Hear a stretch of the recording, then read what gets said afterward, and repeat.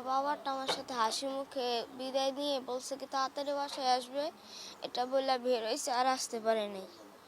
কীভাবে পাথর দিয়ে রাস্তার ভিতরে কীভাবে মারছে, একটা মানুষকে কীভাবে মারে এভাবে পাথর দিয়ে। আমি আমার বাবার যারা হত্যা করছে আমি তাদের বিচার চাই, তাদের ফাঁসি চাই। আমাদের এতিম বানাইছে, আমরা এখন কোথায় যাব? আমার বাবাকে এরকম নিষ্ঠুরভাবে মারছে। আমার বাবার কোনো দোষ ছিল? আমার বাবার এই ব্যবসার জন্য মারা ফেলাইছে। আমার বাবার দোকানটা দেয় না জন্য আমার বাবার থেকে চাঁদা চাইছে। আমার বাবা বলছে আমি এত কষ্ট করে ইয়ে করছি আমার সন্তানের জন্য, আমি তোদের কেন দিব? সেই জন্য আমার বাবাকে এরকম নির্মমভাবে হত্যা করছে। আমরা তাদের ফাঁসি চাই। এটা হচ্ছে আমার বাবার একটা ব্যবসা, মানে অনেক দিন কিছু এখান তো আমার বাবা অনেক বছর ছোটোবেলা থেকে ঢাকা থাকে। এখন ইদানিং 5-6 বছর ধরে আমার বাবা নিজের একটা ব্যবসা অনেক কষ্ট করে গড়ে তুলতে পারছে। এখন ওনারা চাচ্ছে যে এই দোকানটা, এই ব্যবসাটা ওনারা নিয়ে নিবে আর মাসে 2 লাখ টাকা চাঁদা চাইছে।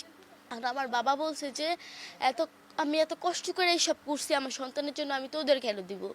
সেই জন্য ওরা আমার বাবাকে হুমকি দিছে। আমার বাবা ভয় পায় না।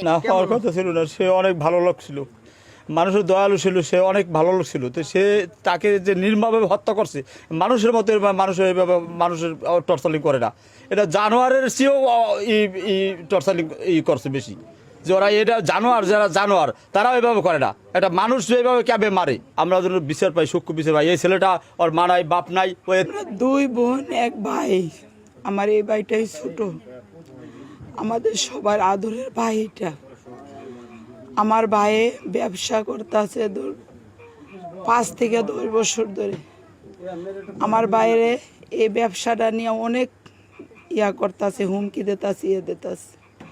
আমার বাইরে বলতেছে যে 2 লাখ টাকা মাসে চাঁদা দেব, আর এই ব্যবসাটা হেরা নিব, হেরার আন্ডারে।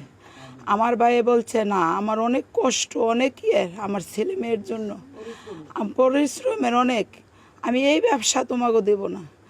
2 লাখ টাকা আমি কেন দিতে যাব চাঁদা? আমি অনেক কষ্ট করে আমি টাকা রুজি করি। তারা বলছে না, তোর চাঁদা দিতে হবে। তারপরে আমার ভাইয়ের দিছে না দেখে আমার ভাইয়ের দোকানে তালা লাগায় পরে আমার বাইরে একটা লোকে ডাক দিয়ে আনে তালা খুলবার জন্য।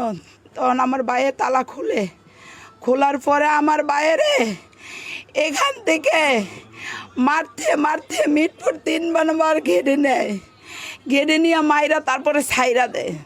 তারপরে আমার ভাইয়ে আসতে পারে না, আমার ভাইয়ে অনেক কষ্ট করে উঠছে, উঠতে আসা। তারপরে হেন থেকে হেরা দৌড়াইয়া আবার গেটের ভিতরে নিয়ে আমার ভাইয়েরে পাথর দিয়ে